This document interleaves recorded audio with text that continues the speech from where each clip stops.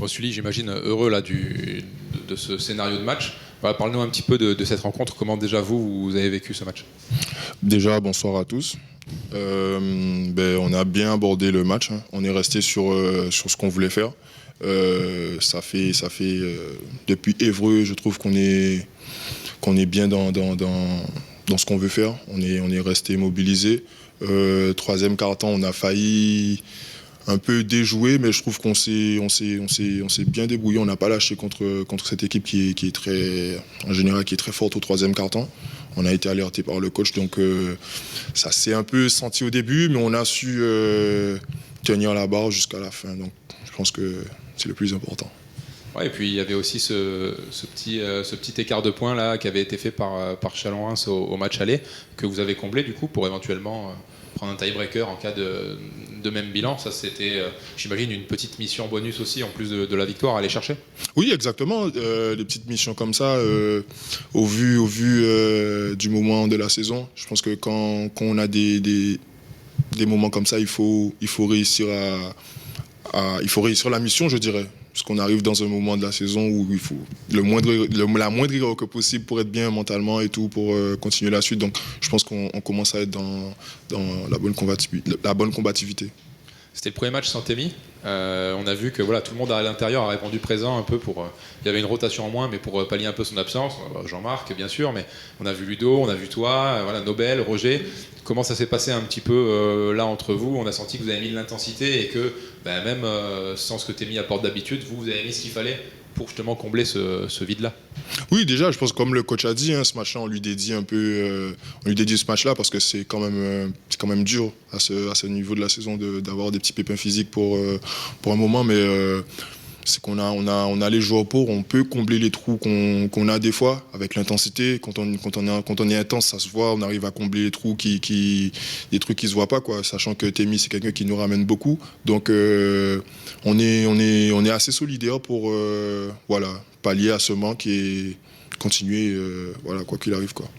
Un dernier petit mot, vous avez un match à Boulazac la mardi, ça enchaîne vite, là ça va s'accélérer, tous les 3 jours vous avez un match là pendant 2 semaines. Ça va pas encore être simple contre une équipe très bien classée aussi de ce championnat. Comment tu vois un petit peu là ce match qui arrive? Ça va être quoi le mot d'ordre pour ce match? Le mot d'ordre pour moi c'est prendre les matchs les uns après les autres. C'est clair que ça fait plaisir la victoire aujourd'hui, sachant qu'on avait eu la défaite là-bas. Donc de prendre match après match pour être bien mentalement, envoyer des messages concernant le mental et tout, qu'on se prépare bien pour la suite. Dan, alors justement, de paroles d'experts comme François Paturle ou Yves Bory que j'ai vu, on a trouvé que c'était en tout cas le meilleur match d'Antibes cette saison, ou un des meilleurs. Il y avait tout, il y avait de l'intensité, comme Sully nous a dit. C'était un match que vous vouliez, ça s'est vu. Le coach aussi atteste pour la dit que il y avait vraiment l'intensité qu'il fallait et que Antibes avait mis tous les ingrédients pour gagner ce match et avec la manière. C'est ce qui ressort aussi chez nous. On fait un métier bizarre. C'est la semaine où rien n'a tourné. Rien. Des blessés, des malades, des pas bien, des fiévreux, la perte de Témi. Donc on avait tout pour être négatif. Et je veux féliciter mon staff au complet, coach, assistant coach, préparateur physique, préparateur mentaux, parce qu'on a été dans une approche extrêmement positive toute la semaine. Et surtout, on a laissé passer le message aux joueurs qu'on était capable de battre un gros chez nous. On était capable, mais mon discours, c'était il y a 2 choses importantes aujourd'hui. C'est 1, de défendre, et 2, de courir. De courir. On ne peut pas aller dans du demi-terrain. Et mes vœux ont été exaucés, sauf au début du 3e quart. De nouveau, on ne court pas. On encaisse, on ne court pas. Donc, même sur leur passage en zone, on est resté agressif. Les rotations ont apporté beaucoup de bonnes choses. On a compensé le manque de puissance à l'intérieur avec Témi par l'agressivité d'un Aigrebar extraordinaire, par de la percussion avec les petits tours après tour après tour après tour. Et Roger et Tim, de nouveau, sortis de banc, nous apportent beaucoup de bonnes choses. Donc Jean-Marc a été assez présent Même si dans les chiffres, c'est pas excessif, dans sa présence contre Pommier, il n'a pas été dominé. Alors, c'était une des clés. Donc, Jackson a pris feu un petit peu en première mi-temps quand Roger lui laisse quelques espaces, mais après, on l'a bien contrôlé. Donc, t'encaisses 65, t'en marques 83. Tu gagnes quand même 99-53 les Vals. Donc, je pense qu'on a dominé le match et qu'on a eu de la consistance, excepté 3 minutes. 3 minutes. Et puis, cerise sur le gâteau, après on verra où on lancera, mais si au moins on finit ex-aequo avec eux, on a repris l'avérage d'une belle manière, même s'ils m'ont stressé sur mon dernier tambour, où je dis laissez-les aller marquer 2 points, pas de 3 points, pas de faute, et on donne un panier plus le bonus. Donc voilà, il y a juste un petit peu Betcom qui nous a fait la misère en deuxième mi-temps. Mais dans l'ensemble, voilà, 65 points encaissés, 40 rebonds, tu perds pas beaucoup de matchs comme ça. Tu en as parlé un petit peu, c'était le premier match sans Témi, du coup. Donc là, ça t'a enlevé une rotation en l'état pour l'instant. Voilà, on a vu, Jean-Marc, bien sûr, tu l'as dit, Ludo, Sully, Roger, Nivelle. C'était.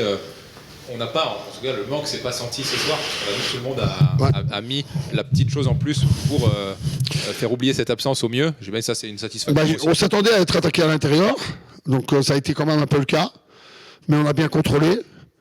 Donc il y a des adversaires qui ont des forces et des puissances intérieures encore sans vouloir offenser Pommier et Vincent Van qui sont quand même deux bons joueurs, mais il y a des équipes qui ont des joueurs encore un peu plus durs, un peu plus agressifs dans le jeu intérieur. Donc quand tu es dans une situation comme ça, il va falloir vraiment faire attention à toutes les fautes. On sait que Ludo attend un magnifique événement que je ne veux pas qu'il rate. Donc il faudra voir combien de temps il ne sera pas avec nous, parce que si tu as la même équipe sans Ludo en plus, ou sans Ludo en moins, c'est pas la même chose. Mais bon, à chaque jour suffit sa peine. On est dans la réflexion d'un pigiste médical. Alors si tu vois le match d'aujourd'hui, tout le monde va te dire mais non, pourquoi il faut pas, machin, etc. Mais il t'en reste 7 et puis tu vas aller dans des séries de play-off avec des matchs tous les 3 jours, avec des déplacements dans toute la France. Donc il faut aussi penser à la santé physique des autres joueurs. Tu parlais de Nobel, tu parlais de Ludo, tu parlais de Jean-Marc. Voilà, c'est du 28-29 minutes aujourd'hui, dans des intensités qui sont énormes. Là, on rejoue à Boulazac mardi, tu rejoues Nantes après, tu repars à La Rochelle, et puis tu reçois Orléans. Donc on va voir. On n'est pas dit qu'on va signer quelqu'un demain. Il n'est pas dit qu'on va pas signer quelqu'un demain. On a des pistes, on a des choses en réflexion. Mais voilà. Aujourd'hui, en tout cas, il n'y a pas d'accord signé. Tu m'inviteras à revenir dans tes studios à ce moment-là. Avec plaisir. Merci, coach. Merci à tous.